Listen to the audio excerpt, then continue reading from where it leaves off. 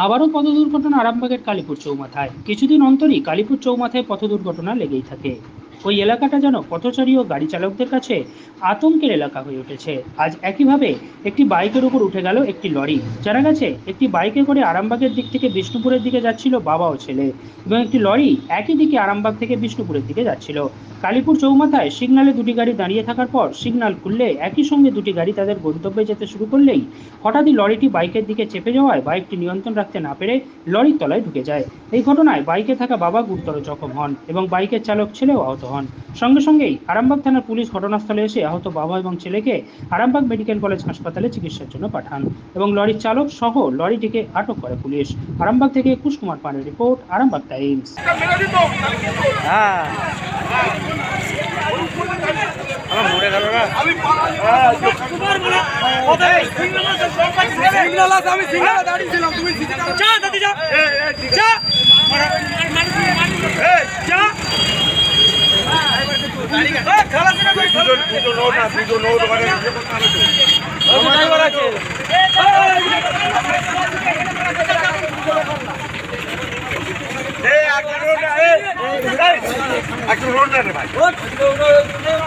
তোমরা কেউ উঠতে পারছো না এখানে না।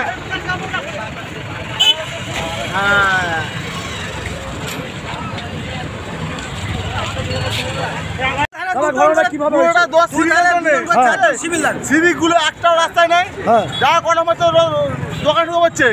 ঠিক আছে, লরিটা যে আসছে বাইপাসের একটা ব্যাপার আছে তো, একটা যে গাড়ি তোমার আসছে বাইপাসটা সিভিক দিয়ে করতে হবে।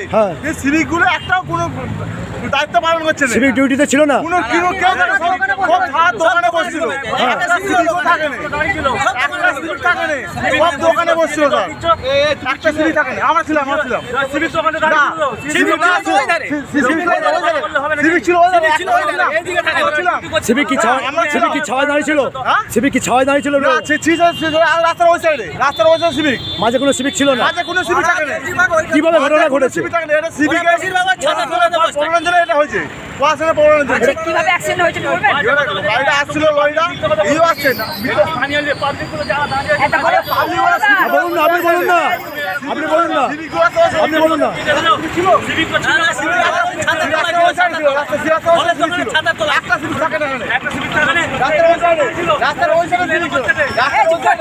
তুমি কেন বলতে আছো?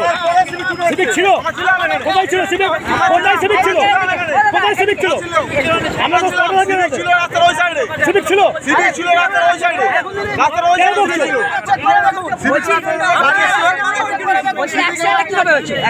গাড়ি আসছিল, তোমার সিগন্যাল ঠিক ছিল, লরিটা প্রথম উঠেছে দাঁড়িয়ে যাক, কিন্তু পুরো চেপে দাঁড়ালো। লরিটা পিছনে যে ধাক্কা মেরেছে, সিভিক ছিল রাস্তার ওই সাইডে,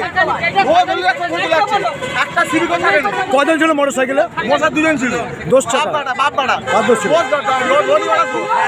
অবস্থা নাম ঠিকানা জানতে পেরেছে?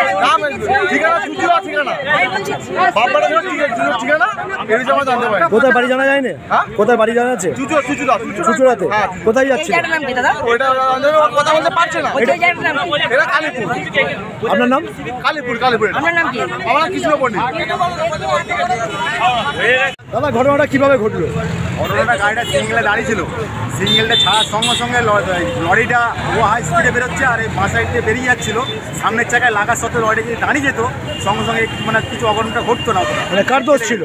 দোষটা লরি, আর লরিটা হাই স্পিডে বেরিয়ে, সিঙ্গেল ছাড়ার সঙ্গে সঙ্গে হাই স্পিডে বেরিয়ে যাচ্ছে। আর যারা অ্যাক্সিডেন্ট হয়েছে তারা কিভাবে ছিল? মোটরসাইকেলের পেছনে সাইড ছিল। কজন ছিল?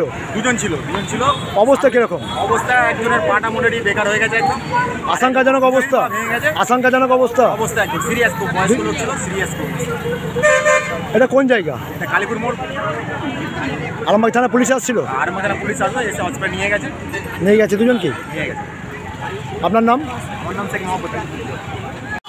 ইন্ডিকেটার মেরে দাঁড়িয়েছিলাম। হ্যাঁ, আমি ইন্ডিকেটার মেরে দাঁড়িয়েছিলাম। দাঁড়িয়েছিল না? তুমি পুরো চলে দাঁড়িয়েছিলে? মিলন ড্রাইভারটা এই ড্রাইভার ধর আমি তো দৌড়ি কিভাবে মারলে? দাদা কিভাবে জানতে কিভাবে মারলে? বাধার দিয়েছে, আমার ডাইনির হয়ে গেছে। চলো ওইদিকে চলো। আরে ভাই, আমি তো দৌড়ি গিয়ে আমার তো গাড়িটা রেখেছি। এই পালাচ্ছিস আরে ভাই কোথায়? আমার দোষ না ও লোক মানে ডাইন ধার দিয়ে চল পালাচ্ছিস কোথায়? পালাচ্ছি না ভাই আমি থানায় যাচ্ছি একদম কি হয়েছে বল? আমি থানায় কি করে মারলি? তুই কি করে মারলি? আরে ও লোক আমি ইন্ডিকেটার মেরে গেলাম ও লোক হ্যাঁ। ডাইনি ও লোক বাই ধার দিয়ে এসে ডাইনি মেরে দিয়েছে না কোথায় কিভাবে মারলে বলো?